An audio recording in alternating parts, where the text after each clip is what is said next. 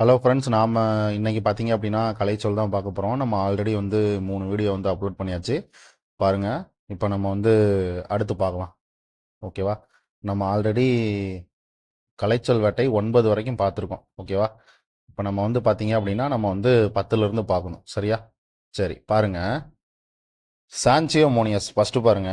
சான்சியோமோனியஸ் சான்சியோமோனியஸ் அப்படின்னா போலி புனிதத்தன்மை. இதில் நீங்கள் நெட்டில் பார்த்தீங்க அப்படின்னா என்ன இருக்கும் அப்படின்னா வெறும் புனிதத்தன்மை மட்டும்தான் இருக்கும். ஓகேவா? ஆனால் இவங்க என்ன கொடுத்துருக்காங்கன்னா சான்சியோமோனியஸ் அப்படின்னா போலி புனிதத்தன்மைன்னு ஒரு வார்த்தை எக்ஸ்ட்ரா ஆட் பண்ணியிருக்காங்க. நீங்கள் இதில் இருக்கிறதையே பார்த்துக்கோங்க. ஓகேவா? சான்சியோமோனியஸ் அப்படின்னா போலி புனிதத்தன்மை. ஓகேவா? போலி புனிதத்தன்மை. அடுத்து பாருங்க, சீமி.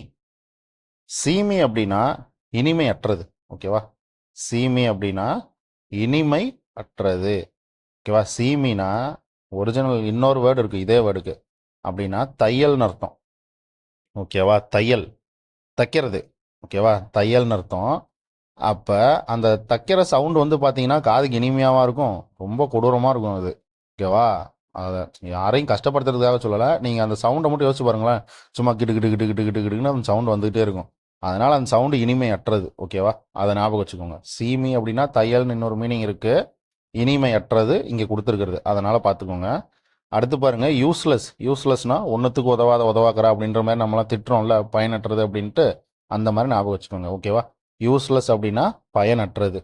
ஓகே, அடுத்து பாருங்க, கிரீன் ஐடு. கிரீன்னா பச்சை கலரு, ஐனா கண்ணு. அப்போ பச்சை கண்ணு அப்படின்னு போட்டிங்கன்னா புகஞ்சு போயிடும். ஓகேவா? அதை பாருங்க, கிரீன் ஐடு அப்படின்னா பொறாமை உணர்வுன்னு அர்த்தம். இதெல்லாம் நீங்கள் மனப்பாடம் பண்ணணும், இதெல்லாம் டிஃப்ரெண்டாக இருக்கிறது. ஓகேவா? கிரீன் ஐ அப்படின்னா பொறாமை உணர்வு. ஓகேவா?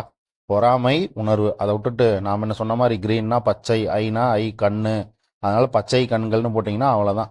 நீங்கள் இதை கொண்டு போய் கூகுள் டிரான்ஸ்லேட்டில் போட்டிங்கனாலே பச்சை கண்கள் தான் காட்டும். அதனால தான் சொல்கிறேன். ஓகேவா? நீங்கள் பார்த்துக்கோங்க. கிரீன் ஐடு அப்படின்னா பொறாமை உணர்வு. அடுத்து பாருங்க, லாகிங் ஸ்டாக். ஓகேவா? லாகிங் ஸ்டாக் அப்படின்னா எள்ளி நகையாடத்தக்கது. ஓகேவா? அதாவது சிரிப்புணர்வை அதிகப்படுத்துறது. அதுக்கு கரெக்டான மீனிங். ஓகேவா? எள்ளி நகையாடத்தக்கதுன்னா, நகையாடனா என்ன, சிரிக்கிறது தானே. அதை தான் அப்படி சொல்லியிருக்காங்க. ஓகேவா?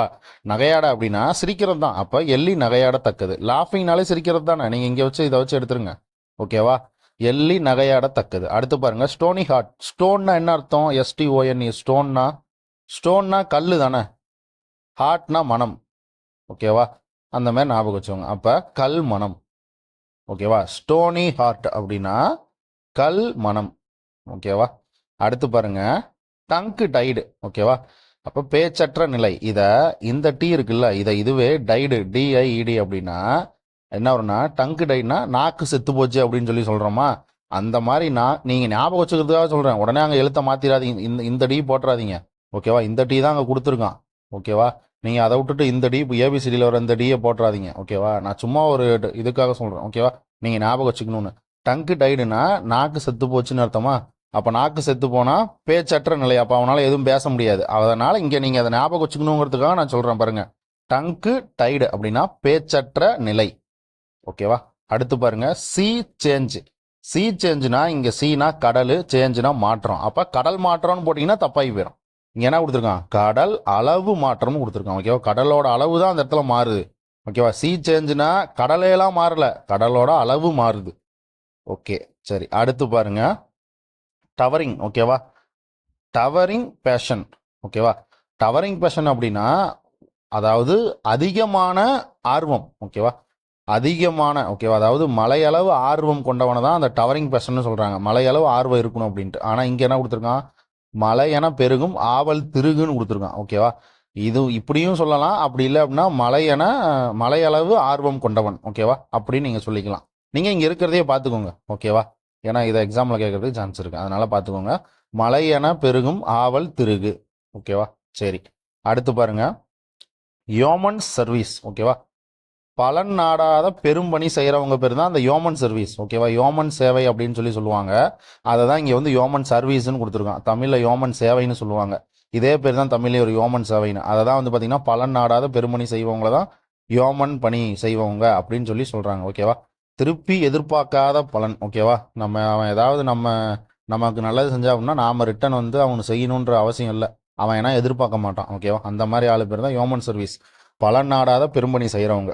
ஓகே, பாருங்க, ஃபர்ஸ்ட்லேருந்து ஒரு தடவை பார்த்துடலாம். இங்கே பாருங்க, சான்சியோமோனியஸ் அப்படின்னா போலி புனிதத்தன்மை. ஓகேவா, அடுத்து பாருங்க, சீமி அப்படின்னா இனிமையற்றது. சீமினா தையல்னு இன்னொன்று பார்த்தோம். தையல் மிஷின் வந்து பார்த்தீங்கன்னா அது இனிமையான சவுண்டே இருக்காது, அப்போ இனிமையற்றதுன்னு சொன்னோம். ஓகேவா, அடுத்து பாருங்க, யூஸ்லெஸ் அப்படின்னா பயனற்றது. ஓகேவா, ஒன்றுத்துக்கு உதவாதுன்னு நம்ம பார்த்துருப்போம், பயனற்றது. கிரீன் ஐடு அப்படின்னா பச்சை கண்கள்னு போட்டால் தப்பாகி போயிடும், பொறாமை உணர்வுன்னு போடணும்னு சொன்னோம். அடுத்து பாருங்க, லாஃபிங் ஸ்டாக். லாஃபிங் ஸ்டாக் அப்படின்னா எள்ளி நகையாடத்தக்கது. லாஃபிங்னாலே சிரிப்பு தான், நகையாடுறது, அதனால அதை வச்சு எடுத்துருங்க. அடுத்து ஸ்டோனி ஹார்ட். ஸ்டோன்னா கல், ஹார்ட்னா மனம், அப்போ கல்மனம் சொன்னோம். அடுத்து டங்கு டைடு. இந்த டி போட்டிங்க அப்படின்னா, இந்த டிக்கு பதில் இந்த டி போட்டிங்க அப்படின்னா நாக்கு செத்து போச்சுன்னு வருது. அப்போ நாக்கு செத்து போனால் பேச முடியாது, அப்போ டங்கு டைடு அப்படின்னா பேச்சற்ற நிலை. அடுத்து சி சேஞ்ச் அப்படின்னா, சீனா கடல், சேஞ்சுனா மாற்றம். கடல் மாற்றம்னு போட்டால் தப்பாகி போயிடும், அப்போ கடல் அளவு மாற்றம் போடணும் அப்படின்னு சொல்லி சொன்னோம். அடுத்து பாருங்க, டவரிங் பேஷன். மலை அளவு பெருகும் மார்க்கம் அப்படின்னு சொல்லி சொன்னோம். இங்கே பாருங்க, மலையென பெருகும் ஆவல் திருகு அப்படின்னு இருக்கு, அதனால நீங்கள் இதையே பார்த்துக்கணும். Yeoman service. யோமன் சர்வீஸ்னா யோமன் சேவை செய்கிறவங்க. இங்கே என்ன கொடுத்துருக்கான், பலன் நாடாத பெருமணி செய்கிறவங்க தான் யோமன் சேவைன்னு கொடுத்துருக்கான். ஓகே, அடுத்து பார்க்கலாம். அடுத்து பாருங்க, கலைச்சொல் வேட்டை 11. ஓகேவா, பாருங்க, இதில் என்ன கொடுத்துருக்கான், லாங் ஹேர்டு, நீள் முடி கொண்டவன்.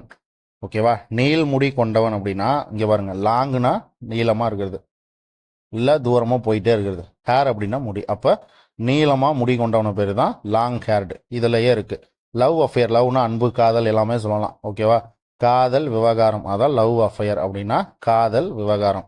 ஓகே, அடுத்து பாருங்க, லாங் ஹேர்டு அப்படின்னா நீள்முடி கொண்டவன், லவ் அஃபேர் அப்படின்னா காதல் விவகாரம்.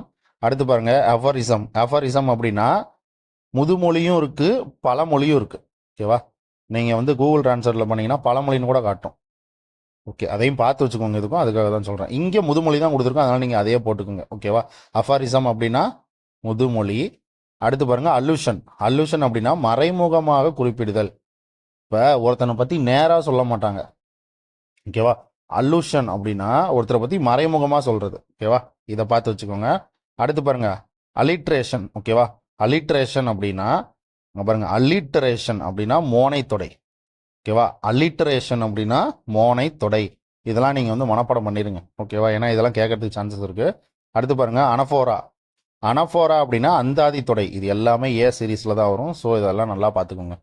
ஓகேவா, இதுவும் பாருங்கள் ஏ சீரீஸ் தான், அதனால தான் சொல்கிறேன். ஓகேவா, சரி, இங்கே பாருங்கள், அஃபாரிசம் அப்படின்னா முதுமொழி, அல்லூஷன் அப்படின்னா மறைமுகமாக குறிப்பிடுறது, அல்லிட்ரேஷன் அப்படின்னா மோனை தொடை, அனஃபோரா அப்படின்னா அந்தாதி தொடை. ஓகேவா, அனஃபோரா அந்தாதி அப்படி ஞாபகம் வச்சுக்கோங்க. அல்லிட்ரேஷன் அப்படின்னா மோனை தொடை, அல்லூஷன் அப்படின்னா மறைமுகமாக குறிப்பிடுதல். அடுத்து பாருங்க, அனாஸ்ட்ரோஃபி. ஓகேவா, அனாஸ்ட்ரோஃபி அப்படின்னா அங்கே பாருங்க, சொல் வரிசைகளை தலைகீழாக மாற்றி கூறுதல். ஒரு சொல்லு இருந்துச்சு அப்படின்னா அந்த சொல்லை வந்து தலைகீழா, இப்போ வந்து குமார்னு இருந்துச்சு அப்படின்னா அதை வந்து இருமாக்கு அந்த மாதிரி சொல்றது. ஓகேவா, அப்படி தலைகீழா சொல்றது. ஓகேவா, அதை சொல்கிறதா வந்து பார்த்திங்கன்னா அனஸ்ட்ரோஃபி அப்படின்னு சொல்கிறது. அடுத்து பாருங்க, allergy. Okay, sorry, allegory. Allegory அப்படின்னா உருவக கதை. ஓகேவா, இந்த இதை அப்படியே பார்த்துக்கோங்க, அலிகரி அப்படின்னா உருவக கதை. அடுத்து பாருங்க, ஆம்பிஃபோலோகா. ஓகேவா, ஆம்பிஃபோலோகியா அப்படின்னா இரற்ற மொழிதல். ஆம்பிஃபோலோகியா. ஓகேவா, ஆம்பிஃபோலோகியானா இரற்ற மொழிதல். அடுத்து பாருங்க, அனகோஎன்சிஸ். அனகோஎன்சிஸ் அப்படின்னா அதாவது எப்படின்னா முடிவு விளைவதை குறிப்பிடும் ஒரு சொல்லணை. இப்போ வந்து ஒரு முடிவு, இப்போ ஒரு முடிவு வரப்போகுதுன்னு வைங்க. இப்போ வந்து ஏதாவது ஒரு 2 பிரச்சனை வருது, அந்த பிரச்சனைக்கு வந்து ஒரு முடிவு காண போகிறாங்க. அப்போ அந்த முடிவு வந்து என்னவா இருக்குன்ற வார்த்தை வந்து பார்த்திங்கன்னா இந்த வார்த்தையால் சொல்லலாம். ஓகேவா, அதான் அந்த அனகோஎன்சிஸ். ஓகேவா, அனகோஎன்சிஸ் அப்படின்னா அந்த முடிவை இந்த வார்த்தையால் சொல்கிறது. ஓகேவா, பாருங்கள், முடிவு விளைவதை குறிப்பிடும் சொல்லணி அப்படின்னா அதுதான் இது. ஓகேவா, சரி, இப்போ இந்த 10 ஒரு தடவை பார்த்துடலாம் பாருங்கள். லாங் ஹேர்ட் அப்படின்னா நீள்முடி கொண்டவன். லவ் அஃபேர் அப்படின்னா காதல் விவகாரம். அஃபாரிசம் அப்படின்னா முதுமொழி. ஓகேவா, அஃபாரிசம்னா முதுமொழி, பழமொழி நம்ம பார்த்தோம், அதையும் பார்த்துக்கோங்க. அல்லூஷன் அப்படின்னா மறைமுகமாக குறிப்பிடுறது அல்லூஷன். அல்லிட்ரேஷன்னா மோனை தொடைன்னு இப்போ தான் பார்த்தோம். அடுத்து அனஃபோரா. அனஃபோரா அப்படின்னா அந்தாதி தொடை. அனஃபோரா அந்தாதி அப்படி பார்த்துக்கோங்க. ஓகேவா, அடுத்து பாருங்க, அனஸ்ட்ரோஸ்டோப். ஓகேவா, அனஸ்ட்ரோஃபி. அனஸ்ட்ரோஃபி அப்படின்னா சொல் வரிசைகளே தலைகீழே எழுதுறது. எக்ஸாம்பிள் கூட பார்த்தோம், குமார் அப்படின்னு தான் இருமாக்கு அப்படின்னு சொல்றது. அடுத்து பாருங்க, அடுத்தது அலிகரி. அலிகரி அப்படின்னா உருவக கதை. அதுக்கப்புறம் பாருங்க, ஆம்பிஃபோலோகியா அப்படின்னா இரட்டுற மொழிதல். ஓகேவா, ஆம்பிஃபோலோகியா அப்படின்னா இரட்டுற மொழிதல். அடுத்து பாருங்க அனகோயன்சிஸ். அனகோயன்சிஸ் அப்படின்னா நல்லா இது இது இது நல்லா பார்த்து வச்சுக்கோங்க. அனகோயன்சிஸ் அப்படின்னா முடிவு விளைவதை குறிப்பிடும் சொல்லணி. ஓகேவா, சரி ஓகே, நம்ம அடுத்து பார்க்கலாம். அடுத்து பாருங்க கலைச்சொல் வேட்டை 12. ஓகேவா, கலைச்சொல் வேட்டை 12 பாருங்க. அலிகரி இப்பதான் பார்த்தோம். அலிகரினா உருவக்கதை. அடுத்து ஆம்பிஃபோலோகியா அப்படின்னா இரட்டுற மொழிதல் இப்பதான் பார்த்தோம். அனகோயன்சிஸ் அப்படின்னா முடிவு விளைவதை குறிப்பிடும் சொல். இப்பதான் மேல இந்த 3 பார்த்தா அது 3 ரிப்பீட்டா கொடுத்துருக்காங்க இதுல. ஓகேவா, இதை பார்த்து வச்சுக்கோங்க, ரிப்பீட் ஆகுது. ஓகேவா, சரி அடுத்து பாருங்க பாம்பாஸ்ட். பாம்பாஸ்ட் அப்படின்னா ஆரவார மொழி. இதை நீங்க மறக்காத மாதிரி எப்படி சொல்றேன் அப்படின்னா, இப்போ பாம் வச்சுட்டாங்க அப்படின்னா, ஏதாவது ஒரு பில்டிங்ல பாம் வச்சுட்டாங்கன்னா ஆரவாரமா அங்கேயும் இங்கேயும் ஓடிக்கிட்டே இருப்போம். ஓகேவா, சவுண்டு போட்டுக்கிட்டு. ஓகேவா, சவுண்டு போட்டுக்கிட்டு ஓடிக்கிட்டே இருப்போம். அதனால பாம்பாஸ்ட்னா ஆரவார மொழி. ஓகேவா, அதை ஞாபகம் வச்சுக்கோங்க. பாம்பாஸ்ட் அப்படின்னா ஆரவார மொழி. அடுத்து பாருங்க கேஷுரா. கேஷுரா அப்படின்னா கவிதையின் இயற்கையான ஒளி நிறுத்தம் பேர் தான் கேஷுரா. ஓகேவா, இப்போ கேஷுரானா ஒரு கவிதை ஒரு கவிதை வந்து சொன்னோம் அப்படின்னா அந்த கவிதை வந்து பார்த்தீங்கன்னா இயற்கையால் அமைஞ்சிருக்கணும். ஓகேவா, அந்த கவிதை வந்து இயற்கையால் அமைஞ்சிருக்கணும். அதை தான் அங்கே சொல்கிறாங்க கேஷுரான். இயற்கையான கவிதை நீ ஒன்று சொன்ன அப்படின்னா நீ வந்து என்கிட்ட வந்து கேஷ் வாங்கிக்கலாம், அதாவது காசு வாங்கிக்கலாம் அப்படின்னு சொல்கிறாங்க. நான் ஷார்ட்கட்டுக்காக தான் சொல்கிறேன். ஓகேவா, அப்போ கேஷுரா அப்படின்னு வந்துச்சுன்னா கவிதையின் இயற்கையான ஒளி நிறுத்தம். ஓகேவா, சரி அடுத்து பாருங்க எபித்தட். ஓகேவா, எபித்தட் அப்படின்னா அடைமொழி. ஓகேவா, எபித்தட் அப்படின்னா அடைமொழி. இதை ஞாபகம் வச்சுக்கோங்க. ஓகேவா, எபித்தட் அப்படின்னா அடைமொழி. இப்போ எபித்தட்டு அடித்தட்டு இந்த 2 வார்த்தைக்கு என்ன வித்தியாசம்? எபித்தட்டு அடித்தட்டு. ஓகேவா, இப்போ அடித்தட்டு மக்கள்லாம் பார்த்தீங்க அப்படின்னா ஏதாவது ஒரு அடைமொழி வச்சு தான் அவங்கள வந்து மென்ஷன் பண்ணி கூப்பிடுவாங்க. அது வந்து நமக்கு ரொம்ப கஷ்டமாக இருக்கும். ஓகேவா, அப்போ எபித்தட் அப்படின்னா அடைமொழின்னு நீங்கள் ஞாபகம் வச்சுக்கோங்க. எபித்தட்டு அடித்தட்டு அந்த மாதிரி ஞாபகம் வச்சுக்கோங்க. நான் அப்படி தான் ஞாபகம் வச்சுருக்கேன். ஓகேவா, அடுத்து பாருங்க ஈக்வி ஒகேஷன். ஓகேவா, ஈக்வி ஒகேஷன் அப்படின்னா ஒரு சொல் பன்மொழி. ஓகேவா, ஆனால் இதை வந்து நீங்கள் வந்து நெட்டில் போட்டு பார்த்தீங்கன்னா சமன்பாடுன்னு வரும். ஓகேவா, நெட்டில் நீங்கள் டைப் பண்ணீங்க அப்படின்னா சமன்பாடுன்னு டிக்ஷனரியில் வரும். ஸோ அதையும் பார்த்துக்கோங்க. ஆனால் ஈக்குவேஷன் அப்படின்னா தான் எனக்கு தெரிஞ்சு சமன்பாடுன்னு வரும். இங்கே பாருங்க ஈக்வி ஒகேஷன் வருது. ஸோ ஒரு சொல் பன்மொழி, ஒரு பொருள் பன்மொழின்னு போட்டிங்கன்னா அப்படியே தப்பாயிடும். ஓகேவா, அதனால் ஒரு சொல் பன்மொழின்றது கரெக்ட் பார்த்துக்கோங்க. ஈக்வி ஒகேஷன் அப்படின்னா ஒரு சொல் பன்மொழி. அடுத்து பாருங்க ஹைப்பர்போல். ஹைப்பர்போல்னா உயர்வு நவிற்சி. இதெல்லாம் வந்து 12th சிறப்பு தமிழில் இருக்கும்னு நினைக்கிறேன். ஓகேவா, ஹைப்பர்போல் அப்படின்னா உயர்வு நவிற்சி. ஹைப்பர் அப்படின்னா உயர்வுன்னு அர்த்தம். ஓகேவா, ஹைப்பர்னா உயர்வு, போல் அப்படின்னா நீங்க நவிற்சின்னு ஞாபகம் வச்சுக்கோங்க. அடுத்து பாருங்க அயானி. அயானி அப்படின்னா முரண் தொடை. ஓகேவா, அயானி அப்படின்னா முரண் தொடை, ஒண்ணுக்கு ஒண்ணு முரணா இருக்குது. ஓகேவா, அயானி அப்படின்னா முரண் தொடை. இதெல்லாம் மனப்பாடம் பண்ணிருங்க. இந்த அயானிலாம் மனப்பாடம் பண்ணிருங்க, இதெல்லாம் ரிப்பீட் ஆகிறதுக்கு சான்ஸ் இருக்கு. அயானி அப்படின்னா முரண் தொடை. அடுத்து பாருங்க லிட்டோட்டட்ஸ் அப்படின்னா குறைவு நவிற்சி. இங்க பாருங்க லிட்டில்னா எத்தனை? கம்மியா இருக்குது. ஓகேவா, லிட்டில்னா கம்மியா இருக்குது, அதான் லிட்டுன்னு கொடுத்துருக்கான். லிட்டோட்டஸ் அப்படின்னா ஓகேவா, லிட்டோட்டஸ் அப்படின்னா குறைவு நவிற்சி. ஓகேவா, சரி இப்போ இதுவும் ஃபர்ஸ்ட்லேருந்து பார்த்துடலாம். இங்கே பாருங்க ஃபர்ஸ்ட் என்னது? அலிகரி. அலிகரி நம்ம மேலேயே பார்த்தோம். அலிகரி அப்படின்னா உருவக கதை. ஆம்பிஃபோலோகியா அப்படின்னா இரட்டுற மொழிதல். அடுத்தது அனகோயன்சிஸ் அப்படின்னா முடிவு விளைவதை குறிப்பிடும் சொல்லணிக்கிறது அனகோயன்சிஸ். அடுத்து பாம்பாஸ்ட். பாம்பாஸ்ட்னா பாம் வச்சிருக்காங்கன்னு ஆரவாரமாக கத்திக்கிட்டு ஓடுவாங்க, அப்போ ஆரவார மொழி. அடுத்து கேஷுரா. ஒரு இயற்கையான கவிதையை ஒன்று நீ சொன்ன அப்படின்னா அதுக்கு வந்து கேஷ் தருவாங்க. கேஷுரானா கவிதையின் இயற்கையான ஒளி நிறுத்தம். அடுத்து எப்பித்தட்டு. எப்பித்தட்டுனா அடித்தட்டு. அப்போ அடித்தட்டு மக்களை அடைமொழி வச்சு தான் கூப்பிடுவாங்கன்னு சொன்னால் அதையும் சொல்லியாச்சு, அதையும் பார்த்துக்கோங்க. அடுத்து பாருங்க ஈக்வி ஒகேஷன் அப்படின்னா ஒரு சொல் பன்மொழின்னு அர்த்தம். ஒரு பொருள் பன்மொழி போட்டக்கூடாது. ஈக்வி ஒகேஷன் அப்படின்னா ஒரு சொல் பன்மொழி. அடுத்து ஹைப்பர்போல். ஹைப்பர்னா உயர்வு. ஹைப்பர்னா உயர்வு, அப்போ உயர்வு நவிற்சி. அடுத்தது அயானி. அயானினா முரண். முரண் அப்படின்னா நல்லா இதாக இருக்கிறது, ஆப்போசிட்டாக இருக்கிறது.